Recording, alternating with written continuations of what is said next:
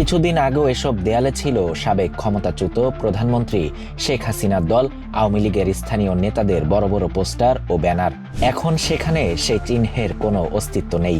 টানা 15 বছর ক্ষমতায় থাকা আওয়ামী লীগের উপস্থিতি কার্যত মুছে গেছে এই এলাকা থেকে। 2024 সালের গণঅভ্যুত্থানের মধ্য দিয়ে শেখ হাসিনার দীর্ঘ ও কঠোর শাসনের অবসান ঘটে। ক্ষমতাচ্যুত হওয়ার পর তিনি তার ঘনিষ্ঠ মিত্র প্রতিবেশী দেশ ভারতে নির্বাসনে যেতে বাধ্য হন। আওয়ামী লীগের ভবিষ্যৎ নিয়ে উদ্বেগ বাড়ছে ব্যাপক আকারে। শেখ হাসিনা ভারতে নির্বাসনে গেছেন এবং দলের সব রাজনৈতিক কর্মকাণ্ড নিষিদ্ধ।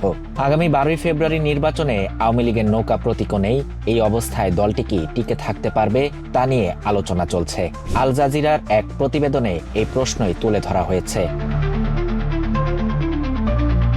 পদ্মা নদীর মাঝি রিপন মৃধা বলেন, আওয়ামী লীগের পোস্টারগুলো আর নেই। তিনি দলটির সমর্থক, কিন্তু এবার নির্বাচনে ভোট দিতে দোটানায় আছেন। পরিবারের লোকজন ভয় পাচ্ছেন যে ভোট না দিলে তারা আওয়ামী লীগের সমর্থক হিসেবে লক্ষ্যবস্তু হতে পারেন। 2024 সালের গণঅভ্যুত্থানে হাসিনার শাসনের অবসান হয়েছে।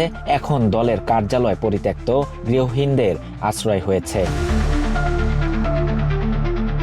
শেখ হাসিনা শাসনামলে আওয়ামী লীগের প্রধান প্রতিদ্বন্দ্বী বিএনপি ও জামায়াতে ইসলামীর কঠোর দমন পীড়নের শিকার হয়। জামায়াত নিষিদ্ধ হয়, শীর্ষ নেতাদের ফাঁসি ও কারাদণ্ড দেয়া হয়। গ্রেফতার হন বিএনপির হাজার হাজার নেতাকর্মী। সাবেক প্রধানমন্ত্রী খালেদা জিয়া কারাবন্দী অবস্থায় গুরুতর অসুস্থ হন। তবে এবার আওয়ামী লীগের সাধারণ সমর্থকরাও আর নিরাপদ নন। হাসিনার শাসনামলে সংঘটিত গুম, খুন, নির্যাতন ও দমন পীড়নের দায়ে দলটির বিরুদ্ধে জনরোষ তীব্র। গোপালগঞ্জের রিকশা চালক সোলাইমান মিয়া স্পষ্ট ভাষায় বলেন, নৌকা ছাড়া নির্বাচনই না। তার পরিবার এবার ভোট দেবে না বলেই সিদ্ধান্ত নিয়েছে। এই মনোভাব গোপালগঞ্জের বহু বাসিন্দার।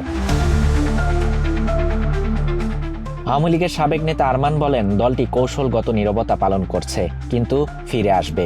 তবে রাজনৈতিক বিশ্লেষক রেজাউল করিম রনি মনে করেন, নির্বাচনের পর দলটির টিকে থাকা কঠিন। সমর্থকেরা ধীরে ধীরে অন্য দলে মিশে যাবে। আওয়ামী লীগের জন্য আগের অবস্থানে ফিরে আসা প্রায় অসম্ভব।